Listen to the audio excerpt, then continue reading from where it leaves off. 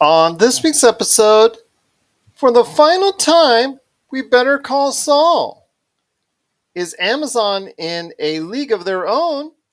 And is it time to take the day shift on Netflix? All this and more as we once again delve into the pop culture cosmos. And we're back with another episode of the Pop Culture Cosmos. This is Gerald Glassford from Pop Culture Cosmos, Game Source, Inside Sports Fantasy Football, and the Lakers Fast Break.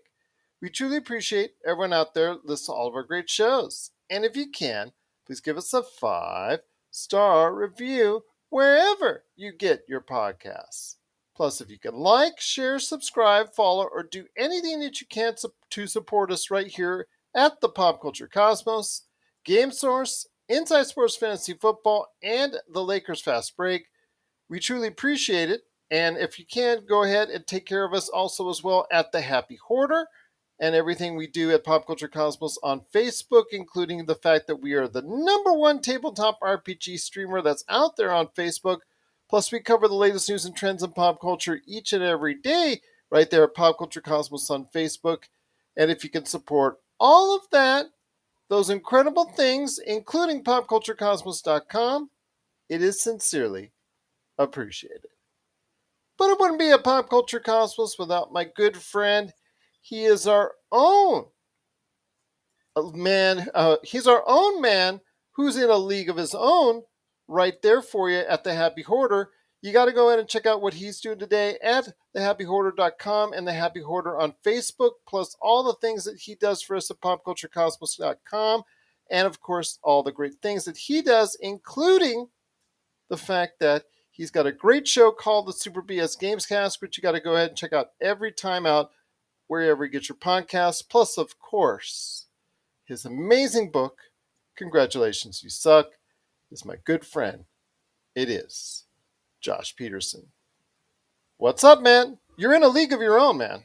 I'm in a league of my own. Just play ball, Well, this Dragon Ball superhero thing is kind of confusing because people are posting wrong dates or they're not posting it at all, which is very confusing.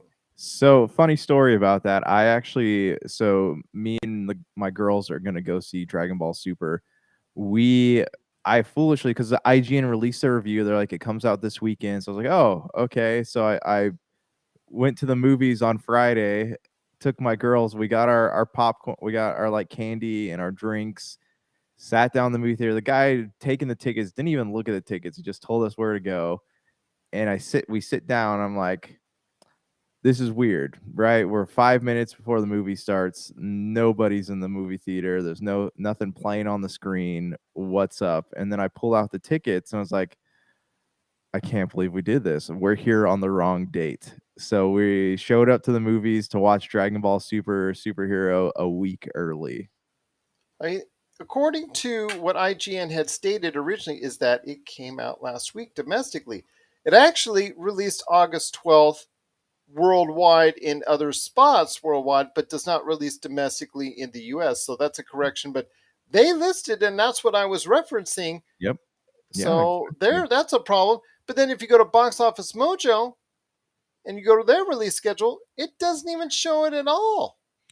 Yep. I mean, according to Box Office Mojo, it already came out though. It's sitting at like 18,000 right now. So if you go to their list, it's like 56 on the worldwide list. So I don't know what's going on. Yeah, I don't know why they don't have it listed as an upcoming U.S. release date. The numbers.com does. So I finally checked that one, and that one, as a reference, does show it coming out this weekend for domestic audiences. Yeah.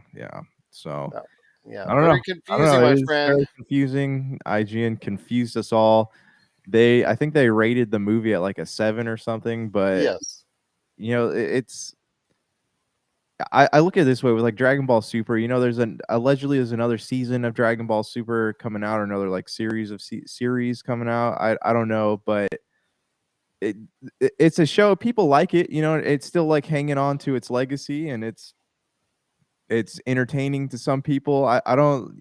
we have these like aggregate sites that want to judge movies, like these anime movies or these movies that are made for nostalgia's sake. Like, what do you expect it to get a 10? Like, what are you looking for when you rate a movie like that? Well, I guess if it's fun, if it's okay, it's like what I did with the Gray Man. I mean, I think I'd give the Gray Man, if I was doing it on a point scale, I'd give it about a 7 out of 10 because it's just a popcorn flick.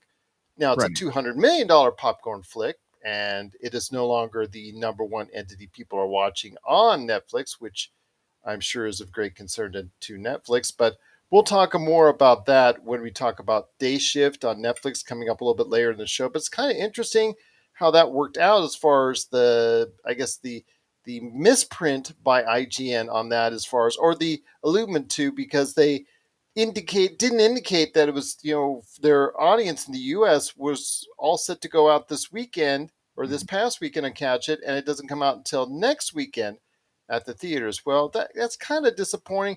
That's the second thing in a row that they've done that I found disappointed in over a week.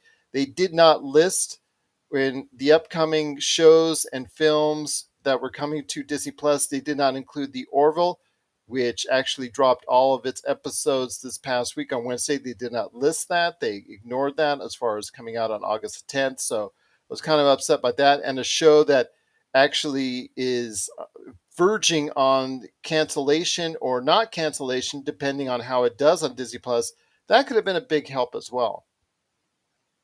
Yeah, yeah. It's I don't know. Yeah, the rating system is just weird to me because like I get rating like the movies and stuff, but when you have something that's like based on a property from the 80s that premiered in like the late 80s early 90s, it's just it doesn't make sense to go in like expecting it to be like an award-winning film. I No. don't know, it's just interesting how people do that. And, back in the day when Dragon Ball, I think, was at its height, I remember I mentioned this on the Friday show with Melinda about how Dragon Ball continues to go ahead and survive. And I remember back like in the late 2000s, like 2007, 2008, when Dragon Ball had like two or three properties coming out each and every year. I mean, we had Mm. so many different offshoots. It was going into different styles, not just Dragon Ball Z, but Dragon Ball Z Tenkaichi, and there was other named things within the Dragon Ball universe that was getting kind of confusing. People would come up to me with looking for a Dragon Ball game, and I'm saying, my gosh, I'm looking right behind me at my counter, and I'm looking at 5 or 6 different recent releases of any Dragon Ball games, and I'm like, which one? Do you want Dragon Ball Z? Do you want Dragon Ball Z Tenkaichi? Do you want this? Do you want that? It's like different offshoots, and they get, it's just confusing at that point in time. Yeah. Now that the Dragon Ball IP has kind of slowed down a little, people got to get this right, man. People got to get this right on and make sure that they give a movie like that, which its success really hinders on the first week success for a movie like that. They got to go ahead and make sure that they get that right. Yeah, I mean, but I also look at it like this. It's having it come out in theaters is just kind of like a bonus for people, because most of the time you go back to when I was a kid. Like I love Dragon Ball. Don't get me wrong. Like I have almost a complete series of Dragon Ball, Dragon Ball Z, Dragon Ball GT. I'm working on Super. Haven't really watched as much of it as what I liked. But anyways, like the movies when they had like Cooler's Revenge and Brawly, Bio Brawly, they had BoJack Unbound, like all these movies, they were straight to DVD releases. So nothing ever got pushed out into the theaters until they realized like, oh hey, we can market off this nostalgia, and then they released the Battle of the Gods and Frieza, the Return of Frieza, and they had like the Brawly movie, which actually did really well for Fox. But yeah, it's just it's a weird landscape, and I agree with you. Like they have to get that right if they're gonna put the money into putting it into theaters. I just Yeah, I mean, but it's a very front loaded movie. Those movies get the majority of its audience in that first weekend. Oh And yeah, there's it's a the same thing with there's a all very anime. real chance that next week it could be the number one box office movie in America. There's a very real chance for that. Mhm. But if nobody knows the exact date when it comes out, then that's a problem. It is a problem, and that's why you have to. you have these like IGN and all these other these what do you media companies, like they do got to get their dates right, because that can be, it's almost as bad as like breaking a street date, for a video game. Yeah. Well, they used to do that all the time back in those days. Hey, out here Walmart still does it. I remember going to Yeah. get Ghost of Tsushima, and they like accidentally put the game on the shelf like a week and a half early. I would see the boxes and they'd come in and they actually would specifically say, do not unseal this box until such and such date. Do not release this game and put this game out until such a date. And they would actually state on the box exactly what you could do and not do with it. But they, when a game like that comes in early, but you know, it never seemed to work out that way. Right. And I know that's like the great thing too, for these companies love this. Like, you have to download day one patches, and I'll bet you can't download those patches until the game is actually released. So it probably helps hinder people from spoiling games. Well, hopefully we can get this corrected in the near future. But these references have got to go ahead and get their act together on we do when we report it. We base our knowledge off of these huge, supposedly correct websites. And yeah, I understand everybody makes mistakes, but my gosh, don't do too many, or else people are going to just Yeah, walk well, this away. And is this is kind of a big mistake. yeah, this I is wonder kind how of many people, right? And I wonder how many people did what I did this a past weekend. well, I can tell you, you and I both did, so that's for sure. That's something that is of great concern, and I think people at IGN need to go ahead and start getting their numbers a little bit more right. So go Mhm. ahead and help everybody out. But we've got a great week on tap for you right here at the Pop Culture Cosmos. We're going to be talking about Better Call Saul. Amazon is in a league of their own. Talk about that series that's already out on Amazon. Also, as well, we're going to be talking about Day Shift on Netflix. She Hulk is coming out this week, the next entity in the Marvel TV universe. THQ Nordic had a presentation recently. Our My question to Josh will be about, where does THQ Nordic stand in the pantheon of video games? Tales of the Walking Dead, that anthology series, comes out as well on AMC. Will this continue any type of success for The Walking Dead, or will it just become another series of The Walking Dead that has now been viewed by many as an afterthought now in TV history? And also, as well, Hogwarts Legacy has a game delay. Is this becoming a huge issue with the industry in that another game has left 2022? We'll talk about that on the show as well. But first, my friend, before we hit the break, it is Better Call Saul's final episode coming up here on Monday. A great series. Bob Odenkirk even suffering a heart attack in the final season in real life and coming back to going ahead and filming the final season. This looks to be very possibly, for now, the final installment of the Better Call Saul Breaking Bad universe.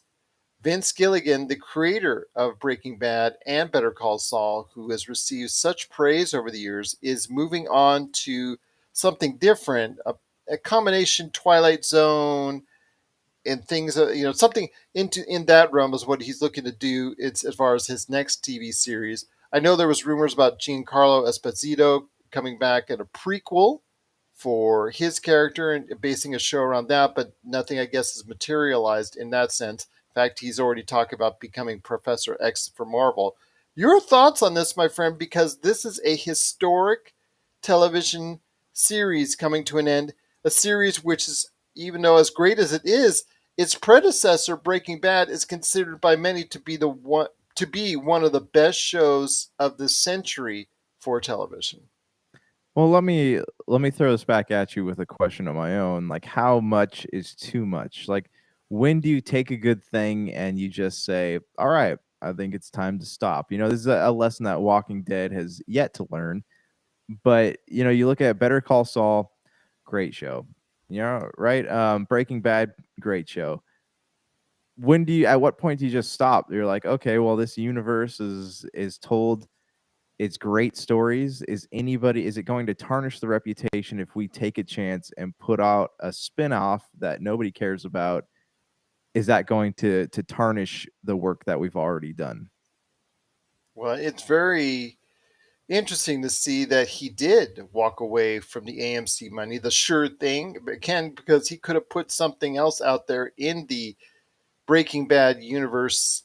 And it looks like that he is going to walk away from it to do something else different. And that creatively is to be commended by Vince Gilligan in order for him to go ahead and continue another series down the line that he hopes will be just as big a success as Breaking Bad and Better Call Saul. But man, the legacy that he is going to leave behind, I have a feeling that they will try to go back into it at some point in time because AMC is eventually just going to throw out so much cash that he's not going to be able to resist. But at least for now, we can consider these two shows, and especially Breaking Bad, amongst the upper pantheon of television series of all time. Okay, can I add one last thing to this? So, Yeah. and this is a good conversation to have. Is okay, Taylor Kitsch, right? Mhm. Made popular by John Carter. He's in that assassin movie. I can't remember what it's called. It goes back to our early days with you as the champion for John Carter. Yeah, and even even still, it wasn't like a great movie. They ruined their chances to make something beautiful with those books. But I read an interview recently with him because he's in something coming out, and allegedly like his performance is like incredible in this. So Mhm. I'm not sure. I don't remember the name of it. But anyways, he's being interviewed by this guy, right? And they're saying, "Hey, there's a Friday Night Lights," because I was like, what made him big? He played Tim Riggins in Friday Night Lights. They're like, "Hey, Friday Night Lights, there's a reunion show coming out. Are you going to be a part of that?" And he goes, "There is a show." He confirmed it, and he goes, "But Tim Riggins will not be a part of that." He goes, "I think Tim Riggins' story has been told. There's nothing left to mine out of that character." And he goes, "And I don't want to go back to that character because that was a completely different time in my life, and I feel like I have portrayed that character and told his story, and there's nothing left for me there." Okay, so now we go back to Breaking Bad, right? And we have the story of is Walter, right? In Mhm. Breaking Bad. Okay, we have the story of Walter White. Walter White, and at what point is that character story complete? Like, why would you, at what point do you say, okay, we've told the early part of his life, we've told the later part of his life, and they're two very great complete stories. The character development is done.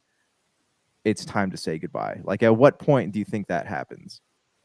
Well, again, Vince Gilligan is saying that it's happening as of the end of Better Call Saul because that leads into Breaking Bad. If Since Hmm. Better Call Saul is a prequel to Breaking Bad, the ending is coming because you're already seeing Bryan Cranston and Aaron Paul. They have reprised their roles in the last couple episodes of Better Call Saul. So you're now seeing the transformation of the early events of Breaking Bad would be taking place right about this time period in the television series. So I think Vince Gilligan is done with this universe for now, but I'm not going to say never. And he has said never say never. And again, if AMC backs up the Brinks truck, as we always say on this show, it's going to be very hard for him to resist, especially if his next offerings are not quite as successful.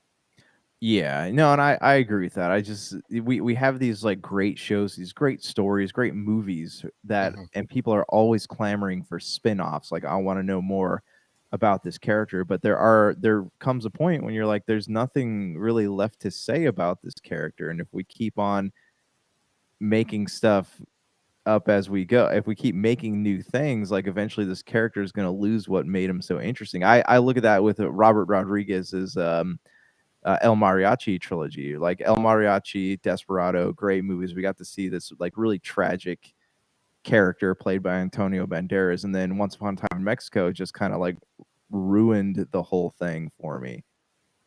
Well, we'll see what happens with a continuation of the series, but it's not going to be for quite some time at the very least. But it is Better Call Saul, again, one of the most well received shows currently on television, setting itself up for the events leading into Breaking Bad, which is considered by many to be one of the best shows of the past 23 years here in domestic television history. So It's going to be very interesting to see how this plays out for this final episode. Hopefully, everyone out there that is interested in the series will get a chance to catch it. What are your thoughts out there on Better Call Saul as it hits its final episode? And for now, in this Breaking Bad universe, the final installment. But we think there's going to be a future for at some time for the Breaking Bad series, but you never know. This could be it. This could be it indeed. But what are your thoughts out there on Better Call Saul's final episode? Please let us know. PopCultureCosmos at yahoo.com. My friend, there's still a bit more before we hit the half hour break. Amazon is in a league of their own with a redo, a reimagining of the very well received early 1999s and 1990s movie, A League of Their Own. They've made a TV series revolving that barnstorming ladies baseball team way back when. That was, I guess, what, in the 20s and 30s. As far as that's concerned, it was just I guess, basing it off that successful movie with Tom Hanks and Madonna and Gina Davis, and are now, what, almost 30 years later, reprising it with a series. So your thoughts on this? I mean, it is garnered okay reviews. It is seemingly doing well on Amazon. Not sure how well it's doing yet because the numbers haven't come out as of yet for it, but seems to be doing to the point where it's become a series that they're promoting very well. But again, it touches on a lot of the same things, and it actually is able to go ahead and flesh itself out even more because it's a series now instead of a movie. But your thoughts on A League of Their Own? A great movie, a very fun movie back in the day, and a very underrated performance by Tom Hanks, now turned into a television series on Amazon Prime. Okay, I feel weird talking about this because my wife's in the next room and this is like one of her all-time favorite movies. Mhm. So I don't really have a lot of experience with it. I can tell you how she feels, and she is not she didn't really understand how they could make a series of this based on the movie was so great in her eyes, and so she just doesn't understand like why they would risk tarnishing it by making it into a streaming series. Has she not listened to the last 6 years of our broadcasts? Yes, yes, she has. She's That would just be that would lead the answer right there for you, uh, Tor. yeah. Well, I mean, it is like a movie that because it's a movie that stands out to her. Like it's a very special movie to her, and she's one of those people like where if it's not broke, don't try to fix it, and that's kind of her stance on it. So I don't know if she's gonna watch it. If she does, I could get more thoughts from her, but it just people do really like this. So it seems like it's a risky move to make a series.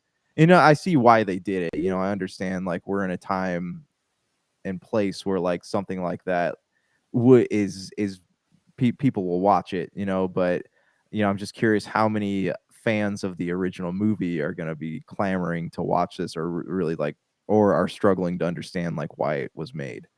But then there might be a new audience that it's reaching to because, yes, it came out 30 years ago to this year. So it is a 30-year-old property, and you know Hollywood, as we Yeah. always say on the show, they Well, always regurgitate the same ideas over and over because original ideas and original concepts are really hard for them to go ahead and create that actually achieve a worldwide success. So go back to what you're familiar with and go back to a property that did make some headwaves way back when because it was a profitable hit back in the day.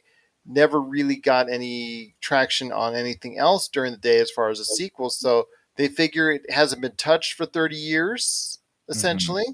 Why not come back to it and see what happens there? Yeah, yeah, and again, like I understand why people do, but I kind of look at it the same lens I look at this. It's safer. It's a safer bet. It's safer, and I also look at something like the Roadhouse remake coming out with Jake Gyllenhaal. Like that's such a classic movie. That's a sacred movie to a lot of people, and it's risky. It's a risky venture, is what I'm gonna say. Okay, well, is it sacred because of the actor that was in it, or is it sacred because of the movie? Because I saw the movie back in the day, and it hasn't aged well. I will just leave it at that. As far as Yeah, I would say a little bit of both though, because if you look at remember Red Dawn with like Chris Hemsworth and that all the trouble that the development of that movie oh, went that yeah, through, and that and tanked. it tanked hard, but a lot of like it was getting a lot of flack because people really like for some reason I don't know why, but people really liked the original Red Dawn, and they're like, you can't touch this. But then again, it leads into the Patrick Swayze, thing as far as he was such a beloved actor in Hmm. his day, and then of course his tragic passing. Yeah. In more modern times, he wasn't able to go ahead and flesh out an entire acting career. I think a lot of people would say, and I would say that he was robbed of his later stages of his career, where he could have provided and continued to provide great performances. But Hmm. again, this doesn't surprised me at all, because the fact is it was a property that was successful in the day that hasn't been touched for 30 plus years. Yeah. Why not go back to it again if you're the studio executives in charge of this? They figure it's safe money, but again, it tarnishes the legacy, I think, if it's a really bad or a disappointing version when it finally comes out.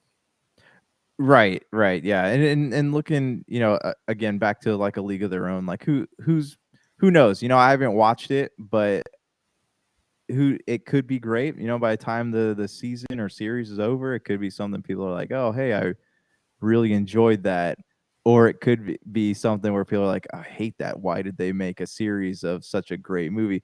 For things like that, I don't think there's any in between. I don't think there's any like, Yeah. oh, it's just okay. It's either really good or it's really bad. A League of Their Own, again, is coming out of Metacritic. It's not doing that bad. It's got, I think, around 65, 70 on Metacritic right now. So, a pretty good review. It's okay reviews right now. And for what I'm seeing online, I don't see that fervor against it, like possibly what we could be seeing with Roadhouse upcoming. But I Mhm. don't see that really mad charge against it. I think because of the fact that all the main characters are still somewhat out there, productive in pop culture, and still performing. I think that that's something that now they've come to expect, that people have around properties like that being reimagined for something else just for content purposes. So I don't think there's a big stink on the League of Their Own. I think Roadhouse, like you said, might come up a little bit different just because the people's fascination and people's appreciation for the work of Patrick Swayze. But for Mhm. now, I think it is what it is, and it's like I said, for Amazon, it's nice filler, and they're just trying to go under the radar with some pretty good successes, while Netflix and Disney seem to battle out every single week. Yeah. What? Okay. One last thought though. What do you think about if they would have made it a continuation of the story in the original movie? Yeah, absolutely, because the original movie took place in the 1940s. Maybe go ahead and see if you could continue it on into the latter 1940s or 1950s Yeah. after that historic movie takes place. So, yeah, that would have probably been a better It suit for me, I think. right. It seems less risky. Yeah, seems less risky indeed. But what are your thoughts out there on A League of Their Own for Amazon? Is it something you're going to catch, this new revisioning of the series, of this IP that was such a big hit back in the day, 30 years ago this year? Let us know your thoughts on A League of Their Own. If you're going to catch it on Amazon, we'd love to hear your thoughts. Popculturecosmos at yahoo.com. My friend, before we hit the break, real quick, want to ask you about Day Shift that's now out on Netflix. It's a vampire thriller from the folks at Netflix with Jamie Foxx, Snoop Dogg, and Dave Franco. This is getting like average reviews. It's just some. It reminds me of something that comes out. It's the popcorn fare. It's making no bones about it. Come in for a few chuckles. Come in for a few laughs. Gonna provide you a little bit of action, and there you go. It reminds me so much of what they do at Netflix in regards to this, and something that I think strays away from when they want to do a big budget action feature like The Gray Man. That's $200 million. This is considerably less. Reminds me of this, what they've done over the past couple of years with Ryan Reynolds and Chris Hemsworth. Just put out a under $100 million movie with a leading actor that everybody seems to know, and just put a generic script or just a generic type movie out there and let it do numbers. So your thoughts on this? I think that their model when they make movies like Day Shift and 777s and all the other movies that have come out with a big name actor up front, I think that's a better plan to go to for them financially than trying to go ahead and delve into the big box office moneymaker, or not even a moneymaker, because these big box office films like The Irishman and The Gray Man, they seem to be something that do well, but not well enough to support their big budgets. Yeah, that's. I mean, we're talking about risk here, and I think that having a movie with a big name actor on Netflix and not having a theater run and being something that is just okay, like people will watch it because they're subscribed, and it's going to cost them less money. So it's less of a risk. Whereas if they were to take something like Gray Man or what was Tomorrow War, right, Chris Pratt, and they were to have theatrical runs before hitting Netflix, like that would have been like a financial disaster Well, for that them. Tomorrow War is Amazon.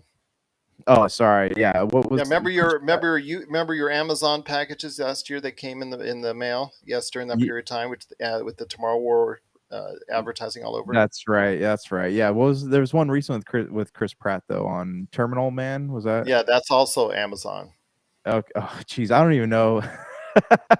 Well, okay. So, anyways, Netflix, right? Gray Man was the one with The Rock and Gal Gadot and Ryan Reynolds. Like Yeah, and then these. you had also Ryan Reynolds. Ryan Reynolds actually has done more than one of these cash grabs. Actually, three now off the top of my head that seemed like it was filmed on a weekend for him, gets the cash money, and then puts out something that again it's just there. Gets a few weeks on Netflix. Red Notice, I think, was like something like that. As far as the one with Gal Gadot and The Rock as well. But yeah, they're just again, they're money grabs. They come in, they cash a paycheck for the actor, and it's a generic script. Just throw out $50 to $70 million, and there you go. Those seem to be a winning formula for Netflix because they do almost as well in every single occasion as what we see from the Gray Man or the Irishman. So I don't know. Mhm. I would think it might be a formula that they might latch on to continuing going on in the future. Yeah, this is true. But then they also have those hidden gems, right? You have something like Stranger Things has, with the exception of Winona Ryder, like it had zero well-known names in it, and it And ended they up being also have phenomenal. smaller films that have become pretty successful as far as Mhm. critically. Yeah, so that's well, yeah, they touched on that, but I just Yeah. think that with these names that they have out there that they keep on getting for these generic action films, I think it's a formula that I know it's rinse repeat for a lot of people, but for a lot of people out there, they seem to enjoy it on Netflix. Yeah, absolutely, absolutely, and it's if it works for them, just keep doing it. People are like, hey, I even if I don't keep this service, initial 18B to watch this movie, and then I'll cancel it after. So they're still making money, from people even who just want to watch one movie. Absolutely. So we'll see what happens with the success of Day Shift with this vampire thriller, vampire action comedy that's now available on Netflix. What are your thoughts on Jamie Foxx's Day Shift? Do you think it's going to continue the series of successes for Netflix? And do you think these smaller budgeted movies with a big star fronting it are a better ideal and a better shot than what they do with The Gray Man or The Irishman? Please let us know your thoughts. PopCultureCosmos at yahoo.com. Well, there's still much more to talk about on the back half of the show. Once again, it's Gerald Glassford right here at the Pop Culture Cosmos, along with my good friend, Mr. Josh Culture Cosmos, aka Josh Peterson, also the man behind the Happy Hoarder. Is there any chance you can give us an update on what's going on with the Happy Hoarder? Yeah, actually, I just posted an update video on the Happy Hoarder Facebook page. You can follow us on there. Yeah, but things are in motion. We're the GoFundMe still active. We got about $550 of our $15,000 goal. I don't expect that goal to be reached. I'm hopeful that it would be at some point, but yeah, I'm gonna leave that GoFundMe up there for a couple more months, and then I've already started to create stock. I've got we got some Japanese import PS1 games, so I'm filling up those retro catalogs, and we're in the process of getting our wholesale distribution license, which will allow us to take pre-orders. But I got to go through and get the tax ID number. So within 4 to 5 weeks, all that should be great, and then we are going to go ahead and open the online store at the beginning of next month, so you can do some shopping if you'd like to. But yeah, things are moving. We're excited. It's awesome. There you go, indeed. It's the Happy Hoarder. Right now, you can go ahead and like the page for the latest updates on Facebook at the Happy Hoarder. My friend, there's still much to talk about on today's program. She Hulk is the latest Marvel installment to the television cinematic universe, and it's something that a lot of people are excited for. I know a lot of people were kind of like not saying the or not paying compliments to the look of She-Hulk as far as the CGI is concerned. I have no problem with it. I think it's actually got a little bit of a quirky side, a little bit of more fun side. I'm actually looking a little bit more forward to it than Moon Knight and Miss Marvel. I think it gets you back into the Marvel Cinematic Universe that we're more familiar with, a little bit more fun looking, based in Los Angeles, law firm that wants to go ahead and specialize in superheroes, and have She-Hulk, who got into an accident with Bruce Banner and their blood exchange. So somehow that she has become the legendary She-Hulk. So I want to hear your thoughts on this, man. I really have some high hopes for She-Hulk. I don't think it's going to be the best of Marvel by any stretch, but I think it's going to be a lot of fun, especially with all the appearances by other well-known Marvel stars. Oh, hold on one sec. Sorry, man. Okay. No, this is one I'm kind of just excited to go for a ride with. I'm just along for the ride. I don't have any expectations out of it. I'm not going in saying like, oh, geez, another Marvel thing. Daredevil was the hook for me. Like just if he's on there for 5 minutes, just being able to see that character again on screen is going to be cool. But yeah, I mean, it seems like a fun show. I love the presence of Bruce Banner in there, or the Bruce Hulk or whatever they're calling him. It's the breaking the fourth wall thing. I'm struggling with, because it seems like I don't like when it shows like it seems like a lot of superhero things now are trying to mimic the Deadpool style, and not Well, to she actually created that first in the Marvel Universe in the comic books. She actually did Fourth Wall in the comic books. No, I know that. So like, I'm just seeing how I want to know how it's going to look. How are they going to pull this off and make it feel good? So yeah, I mean, again, I'm excited to go along for the ride. It's something new, something different, and this one is one that I'm actually not going to have to like force myself to watch, because there's actually kind of a desire to sit there and watch it. Okay. Well, again, even with Miss Marvel and Moon Knight, which I thought were okay, not to me the best television series for Marvel, but they were okay. They both had their relative success. Miss Marvel actually very popular on Disney Plus, as Disney Plus, was using it as a major portion for this past quarter, and their great success, and their actually beating expectations as far as numbers are concerned. So I'm really interested to see what She-Hulk will do. It stars Tatiana Maslany again as the face of this law firm that wants to go ahead and support superhero causes, and I think that it's just going to be a fun show. But let me ask you this, getting back to the fourth wall thing, because every now and then during the series, as hinted in the clips that we've seen already in the trailers, she will be breaking the fourth wall to let the audience knows what happens. Again, that's from the comic books. If they didn't do it, would there be a bigger stink? I mean, you're a comic book guy. Would there be a bigger stink if she didn't do the fourth wall stuff? I so with She-Hulk, it's kind of, I look at it the same way I look at Guardians of the Galaxy. Like, there's not a lot to the common person. There's not a lot really known about her comic books, right? Like, I haven't gone out of my way to read any of those, but that's because like her like big arcs came around like after I stopped collecting comic books. So it's not to say I didn't want to. I just didn't go out of my way to do it. So I don't know. Like, I wouldn't throw a stink. Maybe some hardcore fans out there would, but I think that the MCU is a completely different entity from the comic books, and I feel like even if they didn't, people wouldn't really throw a fit about it. But then again, I I don't know. I haven't seen the show yet, so I'd have to watch the show and then like get my thoughts to you afterwards. When's that come out, by the way? Is it soon? Thursday of this week. Thursday. Oh, nice. Okay. All right. Cool. Get your That's Dude. Disney Plus ready.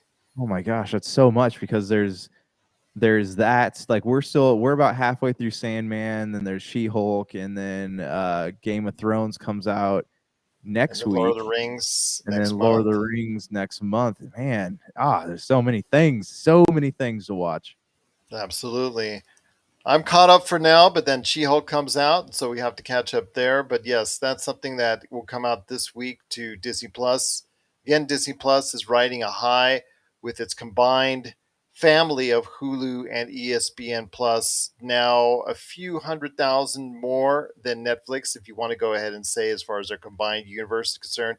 As an entity, though, it's still at 150 plus million subscribers, so that's nothing to sneeze at, and it's gaining on Netflix. So Disney Plus is really looking good at this point in time, and it's looking even better, hopefully, with She-Hulk, which we will talk about each and every week right here at the Pop Culture Cosmos. But yeah, She-Hulk is on the way, and She-Hulk is closing out along with Black Panther 2, Wakanda Forever. They close out phase 4 of this very confusing, very muddled, and I think in the long term, not very beloved phase of the Marvel series, of the Marvel Cinematic Universe. But again, hopefully we will see the fruitful benefits of all the introductions we've seen and all the different stories that were told in phase 4, finalizing with She-Hulk and Wakanda Forever. Hopefully that will go ahead and flesh itself out with what's coming up in phase 5 and phase 6. Yeah, I hope so. And you're right. Like this is not a phase of Marvel that is going to be remembered. So Or um, remembered well. remembered well. Hopefully Wakanda Forever is good, but looking at it right now, like I think people are more excited for what's to come than, what is currently in the present. Well, we'll see what happens. It is She Hulk. Looking forward to catching it this week, and we'll be giving you the rundown each and every week right here on the PCC Multiverse, and of course right here at the Pop Culture Cosmos. But we definitely want to hear your thoughts on your excitement for this week with She Hulk. Please let us know. PopCultureCosmos at yahoo.com if you're excited for She-Hulk and what she will bring to the Marvel Cinematic Universe, the reluctant superhero becoming a superhero in She-Hulk. Please let us know your thoughts. PopCultureCosmos at yahoo.com. Well, my friend, there's still a little bit more to talk about before we head on out. THQ Nordic. And I don't know. To me, THQ Nordic is I don't know, enigma to me, and I'll explain why here in a sec. But THQ Nordic last week had its showcase of over a dozen games that it is bringing out in the not too distant future. Some of the main highlights of this was everything from an Alone in the Dark remake to AEW's Fight Forever, that main, I guess, a big wrestling game. The first big wrestling game in many years that's not named WWE. So that's something I think got a lot of attention. Again, Alone in the Dark is made. There's a remake for it. Destroy All Humans 2, Reprobed. It looked funny. It looked humorous when I saw the highlights of it. It's something that I guess is going to have its own niche. But yeah, I played the revival of, or the remake of Destroy All Humans a couple years ago, and I got a chance to review it, and I had a lot of fun with it going back in time. There's Jagged Alliance 3, Tempest Rising, Recreation. That's Wreck as far as you wrecking your car, from the makers of from Criterion. If you remember the team of Criterion that made those great Burnout Paradise games, a lot of those guys are back to make Recreation, Way of the Hunter, and SpongeBob SquarePants. They also mentioned a South Park game that could be on the way as well, as far as their games in development. I mean, a lot of stuff coming out. THQ Nordic is never not one to have a lot of volume. A lot of quality is a different story. THQ Nordic has been around for quite a few years now, especially after the death of THQ, the original THQ, which was once a powerhouse in the 90s and fell hard in the early 2000s. Your thoughts on THQ Nordic? I see THQ Nordic as a company now, especially after all the acquisitions that they bought smaller studios and publishers over the course of the years. I see them at a stage where they have to start producing higher quality games now so that they can be thought of as a success in the years to come. Because I think they see themselves as bigger than what they actually are right now in the industry. Yeah, THQ Nordic, they make me really sad. You know, like I appreciate what they do. I love anybody that's empowering the gaming industry, putting stuff out there, especially risky projects. But they I mean, just you've reviewed stuff in the past couple they years from THQ. yeah, they just disappoint me at every turn because they'll like show this like beautiful cinematic and then they'll be like, "Hey, this game is going to have this this and this." And I'm like, "Oh, that sounds awesome." And then when it's finally executed, it is bad. It's just bad, you know, and it's not to say again I don't appreciate what they do.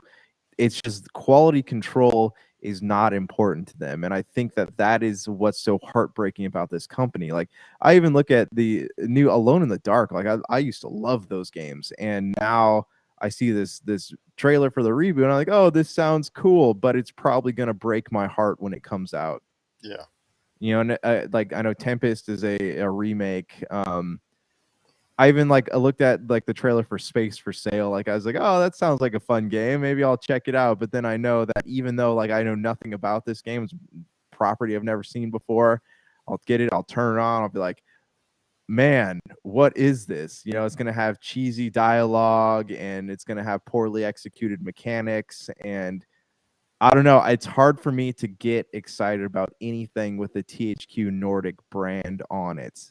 And I It know seems that like they the have all these fancy gifts and these fancy Mhm. games that they have in production, and then when it finally comes out, they just don't put enough money into or equality or time to go ahead Right. and make it as good as they present it in the offerings leading up to it. It's like basically that they see themselves as this big huge entity, but don't take all the steps to get there. Case in point, Yeah. I sent you an email which actually describes Mhm. all the things that were mentioned in the actual presentation that they had last week. Yeah. But the problem is, when I send it to you, bring it up right now for me, if you can. Go to your Uh, email and bring it up my and tell email. me what you see. Or that actually, let me ask you, tell me if you can see. Because again, this is a showcase of all your upcoming games when I send it to you. And when I read it, the problem is I can't read it because they put a black font in front of a black background. Yeah. Oh, is that what the okay? Because oh yeah, Yeah, it's you like can't see what it says. I know I have to highlight everything. Yeah, It's like a giant firework. Wow. yeah. It's a Yeah, black background with black font. this is like one of those magic marker type things. Yeah, You have to highlight it to be able to and for a see. press release to the press worldwide, that's not a very good thing to do. You're trying to showcase all your upcoming games, and you do it in a format that's really not the best presentation. Yeah, I don't know. I mean, I would fire the marketing guy if they did this, but wow, yeah, it's pretty bad. See, that Um, tells me right there, again, you try to take all these steps, but you don't take all the steps. You mhm. try to go ahead and have these nice things that you tell everybody about, and then when it finally comes out to the final package, it just doesn't seem to be well executed. And I think that's the problem at THQ Nordic. Like you said, quality control is just not there, and they'll never be at the stage or the level that they want to be as a publisher until they get their quality under control. Absolutely not. It's kind of reminds me like I was really excited about Biomutant, right? Remember Hmm. that last year? Really Yeah, excited. that's what I was alluding to earlier. That one of the Yeah, games you reviewed. finally sat down to play it, and it was bad. It was like that scene in Jingle All the Way when Arnold Schwarzenegger he finally gets a Turbo Man from the Shady Santa Clauses, And he's like, oh yes, and then he opens the box and all the pieces fall out. Like that's how I felt playing Biomutant. I mean, this goes back for THQ. THQ Nordic was under a different name, and the Nordic part of it, actually, the folks there, they actually bought out the THQ name to go ahead and hopefully have a better association with gamers out there. But the THQ name originally, when it was an entity, was a actual in the N64 era, especially. You know, a lot of games came out under the THQ banner that was actually pretty successful. The Mhm. WWF games back at that time were very successful under the THQ label. It's something that, again, a lot of people were really into the THQ library at that point in time in the 90s, especially. And then in the 2000s, they unfortunately fell on hard times to where they actually got out of business, and Nordic bought the THQ name to go ahead and try and bring that name value back up. But again, it just Mhm. seems like they want to go ahead and cut corners to put out to bring out a product people like, but are not willing to go all the way with it to dot the I's and cross the T's per se in order to go ahead and get a game or put a game out there that's going to resonate with people long term. Yeah, yeah, and that's it's a shame, really. It is like it's like one of those companies that they want to acquire all these names and these properties and these developers, and then they're just like, oh, I just trust them to do what they're gonna do, and they end up not doing. It's like trusting, me trusting my kids to be able to like clean their room without me supervising. It's just like the work doesn't get done the way that it should. We've talked about Ubisoft on this show a lot Mhm. about how one time they had become, especially around the middle part of the Assassin's Creed series, one of the biggest entities in video games. Now they are not as big as they once were. They're still thought of somewhat highly, but they started to put out a lot of stuff, and I think that their quality suffered in the latter half of the last decade, which I think has made them reevaluate things to the point where they cancel a lot of projects so that they bring out, I guess, a smaller a smaller group of stuff, but that will be of higher quality. I think THQ should go that same route. That they should, they should cut a lot of projects in order to produce maybe 2 or 3 games a year that are of higher quality, that would resonate more with audiences, and that would get a eventually bigger return, and maybe steer themselves away from all these lower cost, relatively low producing games that are just a dime a dozen that'll end up on the clearance bin after a while. It just seems like they need to go ahead and reevaluate themselves as a company, and if they can, they might have enough money or cachet with the fans out there to go ahead and be able to produce something that will resonate with an audience. Yeah, I absolutely agree with you. The issue is they own so many developers that like if they say let's focus more on this one, like you just have a bunch of people sitting around. So if they were to be like to each of the developers, hey, at the beginning of this year we're all going to start one new project and you're going to take your time on this project. Like we don't care about our quarterly results. We just want to put out something good instead of like leaving them alone to rush this game out. Like actually have somebody there to assure quality and make sure the work's getting done. And even if the game takes 2 to 3 years to come out, at least it will have been good, and people will look at it and be like, THQ Nordic put out a great game. It just seems to me like they're the remnants of the Wii height to the Wii games, and that the shovelware that you saw, as far as those Ugh, huge baskets of yeah. shovelware that you saw on the clearance bin for Oh $5, my just seems god. to me, Yeah. yeah, it just seems to me like they're the remnants of that. Just seems like to me that the last surviving entity that still goes ahead and has that mentality. I mean, AEW, Fight for the Fallen, to me, I have hopes that this game will be a great competitor to the WWE 2K series, especially the series that has had to do a reboot of its own because of how poorly it got over the past few years. I'm hopeful that this game will be successful, but under the THQ Nordic library, I'm not so sure. I don't have enough confidence in it becoming a big success just because of that fact, because of where it's coming from. Yeah, yeah, it's true. I mean, and who knows? Maybe some of these games will come out, some of them might be good. They'll release physical copies 10, 15 years down the line. These copies will have gone up in value, and people will look back like, oh yeah, like Alone in the Dark or Space. What was it? Or Sale, Space for Sale. Space for Sale, Tempest Rising, whatever. They're like, those were good games because now they're worth a lot of money and selling for a lot on eBay. But it just doesn't. I don't know, especially so looking at this, like especially going into this all digital future, like it's not worth it to put out mediocre products. What are your thoughts out there on the array of games coming out for THQ Nordic? If you get a chance, check us out on Game Source or Pop Culture Cosmos on Facebook, where we have a listing of the recent announcements that they made on their lineup coming, because we certainly can't go off their press releases in all black. My gosh. But what are your thoughts out there on THQ Nordic and the games that they're coming out with here in the not too distant future? Please let us know. PopCultureCosmos@yahoo.com. Well, a couple last tidbits before we head on out, my friend. First up is the game delays. Speaking of video games, Hogwarts Legacy is the latest to go ahead and say goodbye to 2022, as they went ahead and said that we're delaying our game to 2023.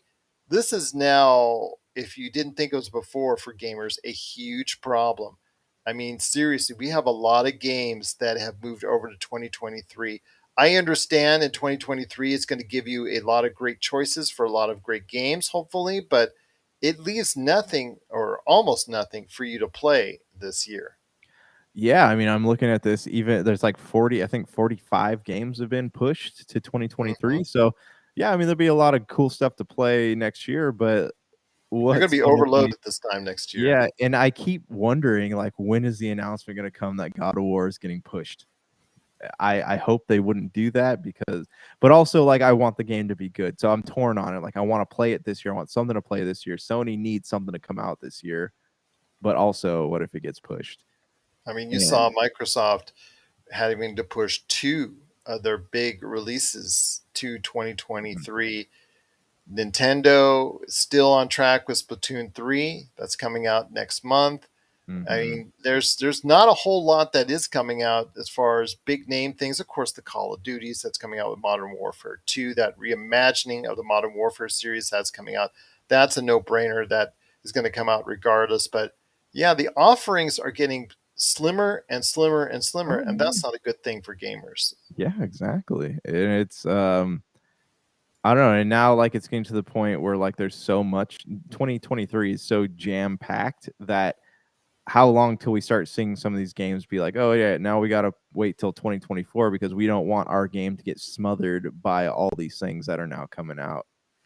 What are your thoughts on all the game delays, as Hogwarts Legacy is the latest game to be delayed into 2023? Seems to be coming old hack for this year. And one of the reasons why I said, and I wasn't trying to be mean, but I was just going to tell you honestly, that I feel that this is one of the worst years for video games. Please let us know your thoughts. PopCultureCosmos@yahoo.com. My friend, it's been a great show, but before we head on out, I know you mentioned earlier about the Walking Dead series.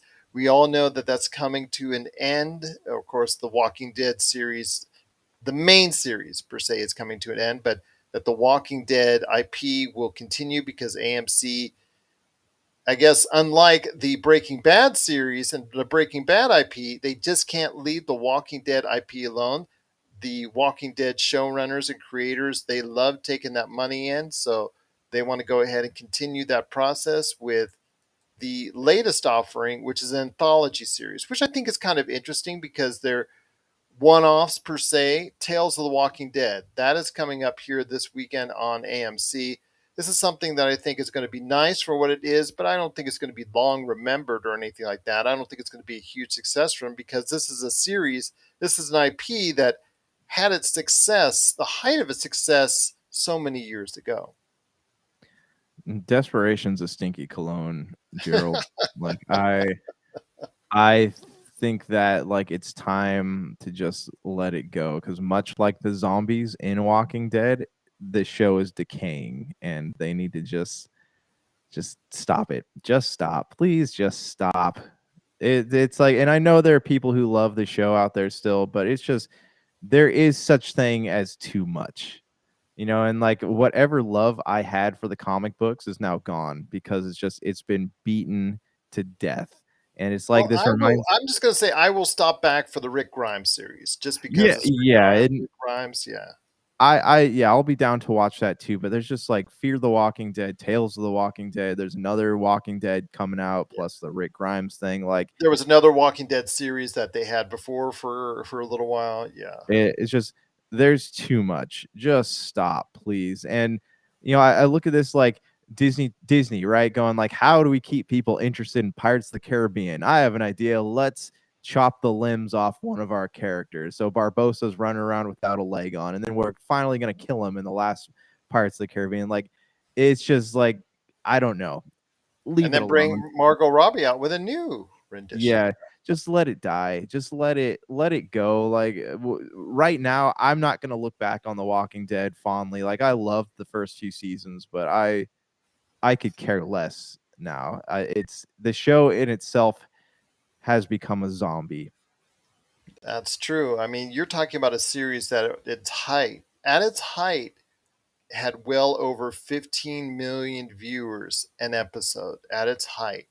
And now you're talking about a series that is lucky to do two on a regular basis. So you're talking about something that's lost the vast majority of its viewing audience, but still is something that is watched each and every week because people I think are that are there, the hardcores that are continuing each and every week. They just want to go ahead and I guess continue it on. But how they will accept these new projects, not named Rick Grimes or Michonne, who are coming up in their own little mini series, limited series, because the movie idea, I guess, has been nixed because of the fall of The Walking Dead. But all these other Walking Dead things like this anthology series, I'm not sure how much it's going to be watched or loved by even the Walking Dead hardcores.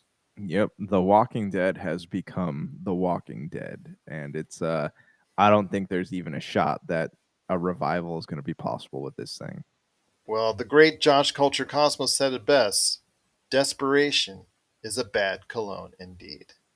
But what are your thoughts out there on Tales of the Walking Dead? Please let us know your thoughts. Popculturecosmos at yahoo.com. Well, my friend, it's been a great episode upcoming on this week with my good friend, Mrs. Melinda Barkhouse Ross, coming up on Friday at the PC Multiverse. We will be talking about our initial thoughts on She Hulk, plus also as well as everything else that's going on in pop culture. I don't know. There's a lot of stuff. I know there's a lot of stuff leading into the Gamescom coming up over in Cologne, Germany. I know that's going to be a lot of excitement coming up here next week as far as that's concerned. But I know that the game industry is leading into that. So hopefully there'll be some big announcements made here in the coming weeks as we lead into Gamescom. And I know we'll be covering it greatly here at the Pop Culture Cosmos. But any last thoughts before we head on out? Yeah, two actually. One, I should be able to talk about Dragon Ball Super next weekend, so I'll have some more detailed thoughts on that. Also, isn't D23 coming up here soon? It is indeed, and that's going to be of major importance. What else in the Marvel Cinematic Universe will be announced? I think there will be more things announced because, especially with Phase 6, there are some open gaps in the schedule. And also a little bit of phase five, but mostly phase six. There will be a lot of open gaps that they need to fill, and they may announce that for D23. Hopefully, they will also give people a way to go ahead and buy some extended packages now before the rate hike goes up in December on Disney Plus as well. I'm hoping their founders club like me that I'm a part of will go ahead and get a nice deal out there that they announced at D23. That's what I'm hoping for the Oh, that would most. be nice. Spider-Man. We got to hear something about Spider-Man, right? Because Sony's required to make a Spider-Man movie every like 3 years, or else they lose the rights to the character. So yeah, hopefully we'll hear something about that. That would be cool. They said Spider-Man's going to be a new street level hero with like Daredevil and stuff. So hey, I'm down. I'm down. Well, Universal will be losing the rights here soon for Hulk. So we could be seeing a Hulk movie somewhere in the back end 2026 and beyond. excuse me, Phase 6 and beyond. We could be seeing a Hulk movie because Universal will be losing the rights here in the not too distant future, plus also the rights of some of the other properties. Namor, who couldn't be fronting his own movie because of the fact that it was under the rights of Universal. So we should be seeing a lot of different things here coming up in the not too distant future. So I'm Yeah. excited for that. So, once we get another Hulk movie out, that would be great. A World War Hulk movie. That's something I think a lot of people have been talking about in recent days. Yeah, World War Hulk would be cool. But I mean, that was like one that was a pretty tragic story. Like it ends with them like launching the Hulk into space. Like what? Well, I think that's what probably Mark Ruffalo would like as far as by that time, because he's probably in his own mind thought the Hulk has been played out. Yeah. Well, I'd love to see Scar, Son of Hulk. Like I really enjoyed that comic book because that was a neat retelling of like the Hulk tale with this it had Silver Surfer and Nova and a whole bunch of other cool characters in it. Well, we'll see what happens. The future is still alive for the Marvel Cinematic Universe, and it continues on this week with She-Hulk. We're going to talk about it here, right here at the Pop Culture Cosmos, and we'll let you know our thoughts on it. But yes, we definitely appreciate yours as well. And we're always looking forward to talking the latest news in Marvel and also everything else in pop culture right here at the Pop Culture Cosmos. So for Josh Peterson, this is Gerald Glassford. It's another beautiful day in paradise right here in the Pop Culture Cosmos. We thank you for listening. And here's hoping you have yourself a great